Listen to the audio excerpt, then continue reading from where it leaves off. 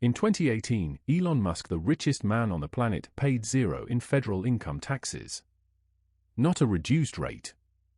Not a discount. Zero.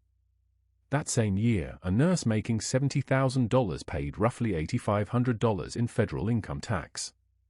12% of everything she earned. Gone. This isn't a glitch. It isn't fraud. It's the tax code working exactly the way it was written. And by the end of this video, you're going to understand exactly how it works. But here's the thing, you're also going to realize that parts of this system are available to you too. There are two tax systems in America. The first one, the one you know, taxes your labor. You wake up. You commute. You trade your hours for a paycheck. And before that money even touches your bank account, the government takes its cut. Federal income tax. State income tax. Social Security. Medicare. If you earn $85,000 a year, roughly $25,000 disappears before you see a dime. That's the system for the 99%. Now here's the second system. The ultra-wealthy don't earn income. Not in the way you think. Jeff Bezos' salary at Amazon was $81,840. That's less than a mid-level software engineer at his own company. His wealth doesn't come from a paycheck.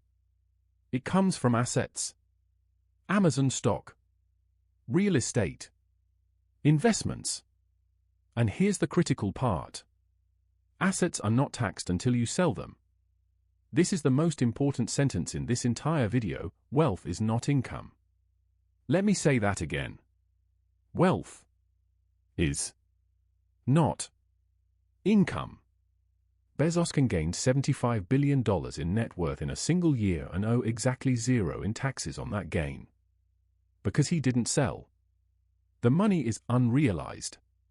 It exists on paper. And the IRS can't touch it. Now this is where it gets interesting. Because you might be thinking, okay, but eventually they have to sell, right? Eventually they need cash. No. They don't.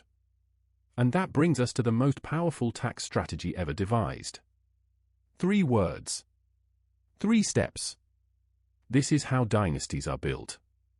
Step 1. Buy. You acquire assets that appreciate. Stocks. Real estate. A company. Anything that grows in value over time. You never sell these assets. Ever. Step 2.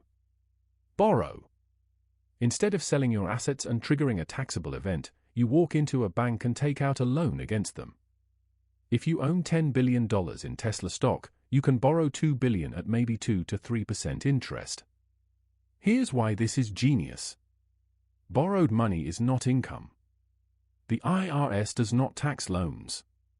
You just access $2 billion in spending power for yachts, jets, mansions, whatever you want, and your tax bill is still zero. But wait. You have to pay the loan back eventually, right? With interest? Yes. But the interest rate on that loan, say 3%, is dramatically lower than the 37% top federal income tax rate you'd pay if you actually sold the stock. And your assets? They keep growing. The stock keeps climbing. So you borrow more against the higher value. Rinse and repeat. But here's the thing, what about step 3? Step 3. Die. When you die, something remarkable happens. Your heirs inherit your assets. And thanks to a provision called the step-up in basis, the cost basis of those assets resets to their current market value. Let me show you what that means with real numbers. You bought $1 million in stock in 1990. By the time you die, it's worth $50 million. That's $49 million in gains that were never taxed during your lifetime. When your children inherit it, the IRS treats it as if they bought it at $50 million. The $49 million in gains? Erased. Vanished. Taxed at zero. Forever.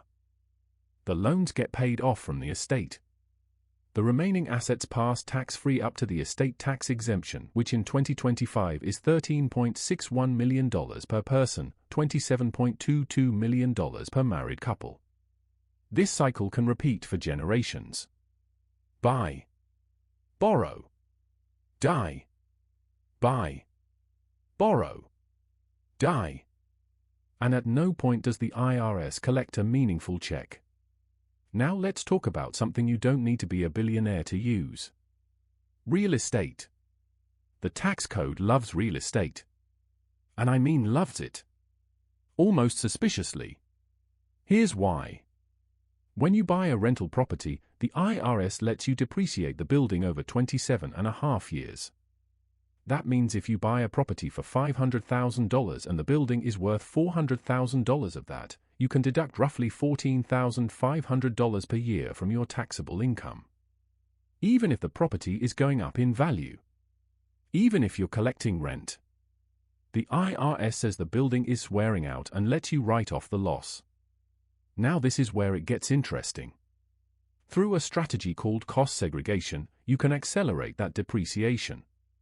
Instead of spreading it over 27.5 years, an engineer comes in and breaks your property into components: the carpeting, the appliances, the landscaping, the parking lot, and you depreciate those over 5, 7, or 15 years instead. A $2 million commercial property can generate $400,000 to $600,000 in paper losses in year one. Paper losses. Not real losses. Your building is fine. Your tenants are paying. Cash is flowing into your account. But on paper, according to the IRS, you just lost $500,000. And that loss offsets your other income. If you qualify as a real estate professional, and there are specific rules for this, those paper losses can wipe out your W-2 income entirely. This is why you see so many wealthy people in real estate. It's not just about the cash flow or the appreciation. It's about the tax code handing them a loaded weapon. But wait, there's more. When you eventually sell that property, you don't have to pay taxes on the gain. Not if you roll the proceeds into another property using a 1031 exchange. You can do this over and over, deferring taxes for decades. And when you die, step up in basis. Your heirs inherit the property at today's market value. All that deferred gain? Gone. All that depreciation you claimed? Never recaptured. The game was designed this way. And most people don't even know it exists. Let me mention one more strategy the mega-wealthy use: charitable remainder trusts. You transfer appreciated assets into an irrevocable trust. You get an immediate tax deduction. The trust sells the assets with no capital gains tax. You receive income from the trust for the rest of your life. And when you die, the remainder goes to charity. Warren Buffett, who famously said he pays a lower tax rate than his secretary, donated $5.3 billion in Berkshire stock to charity in 2023. That's not just generosity.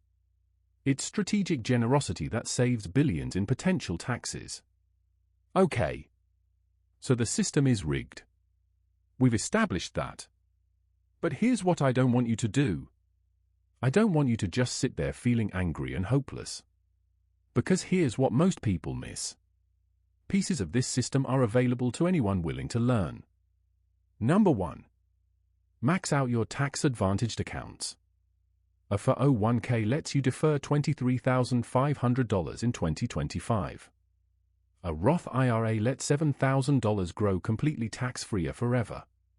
A health savings account gives you a deduction going in, tax-free growth, and tax-free withdrawals for medical expenses. That's a triple tax advantage that even billionaires can't beat. Number 2. Understand capital gains. If you hold investments for longer than 1 year, you pay long-term capital gains rates of 0%, 15%, or 20% instead of your ordinary income tax rate, which can be as high as 37%. If your taxable income is under $47,025 as a single filer, your long-term capital gains rate is literally 0%. Number 3. Consider real estate. You don't need to be a mogul. A single rental property gives you depreciation deductions, mortgage interest deductions, and the ability to defer gains through 1031 exchanges. One duplex could shelter $10,000 to $15,000 per year in income from taxes. Number 4. If you're self-employed or have a side business, the tax code opens dramatically. A solo 401k lets you contribute up to $70,000 per year. Business expenses reduce your taxable income. A home office deduction. Equipment. Travel. Education. The self-employed pay more in self-employment tax, yes, but they also have access to deductions that W-2 employees can only dream about. But here's the thing no one tells you. The single most important tax strategy is increasing your income. You cannot optimize your way out of a low income. Deductions and strategies help. But the wealthy aren't wealthy because of tax tricks. They're wealthy because they own assets that generate enormous value. The tax tricks just let them keep more of it. The tax code is 6,871 pages long. It was not written for you. It was written by lobbyists, for their clients, and passed by politicians those clients fund. That's not cynicism. That's the public record. But knowing how the game is played is the first step to playing it better.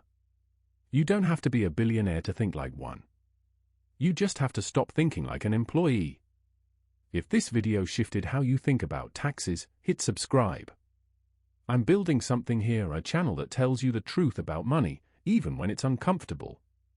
Next week, we're going to destroy one of the biggest myths in personal finance. The idea that your morning latte is the reason you're broke. Spoiler, it's not.